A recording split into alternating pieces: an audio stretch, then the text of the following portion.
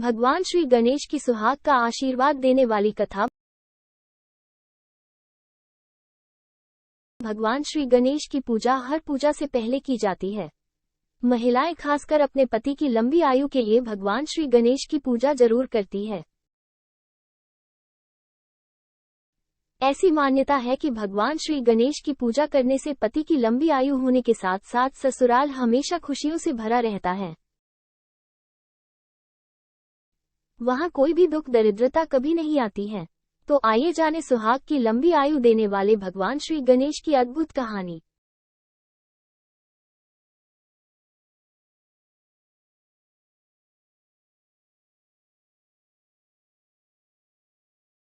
एक समय की बात है, एक भाई बहन रहते थे।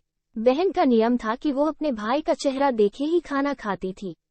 हर रोज वो सुबह उठती थी और जल्दी जल्दी सारा काम करके अपने भाई का मुंह देखने के लिए उसके घर जाती थी। एक दिन रास्ते में एक पीपल के नीचे गणेश जी की मूर्ति रखी थी।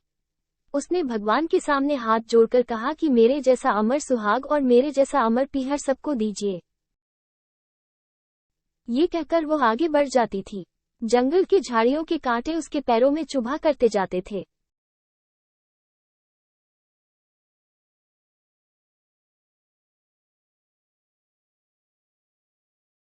एक दिन भाई के घर पहुंची और भाई का मुंह देखकर बैठ गई, तो भाभी ने पूछा, पैरों में क्या हो गया है?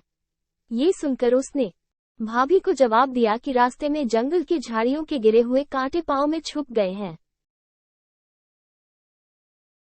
जब वो वापस अपने घर आ जाए तब भाभी ने अपने पति से कहा कि रास्ते को साफ करवा दो, आपकी बहन के पांव में बहुत सारे कांटा चुभ गए हैं।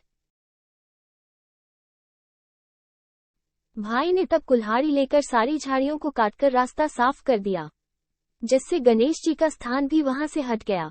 ये देखकर भगवान गुस्सा हो गए और उसके भाई के प्राण हर लिए।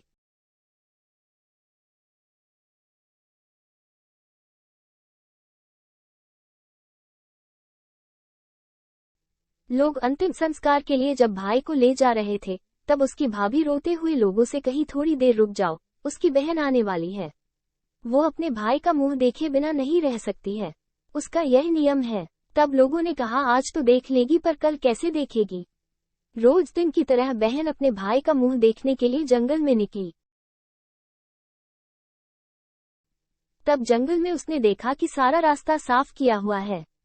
जब वो आगे बढ़ी तो उसने देखा कि सिद्धिविनायक को भी वहां से हट दिया गया है।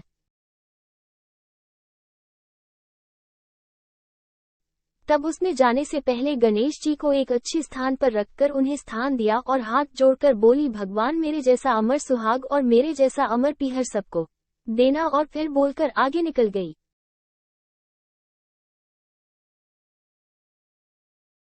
तब भगवान सोचने लगे, अगर इसकी नहीं सुनी तो हमें कौन मानेगा, हमें कौन पूजेगा।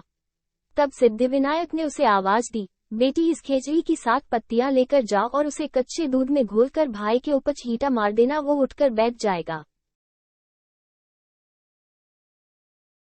ये सुनकर जब पीछे मुड़ी तो वहां कोई नहीं था।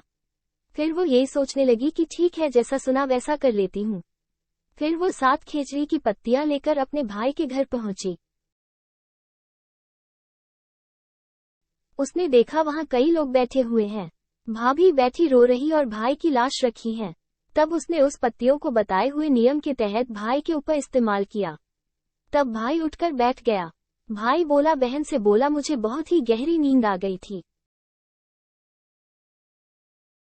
तब बहन बोली, यह नींद किसी दुश्मन को भी ना आए, और उसने सारी बात अपने भाई को बता दी।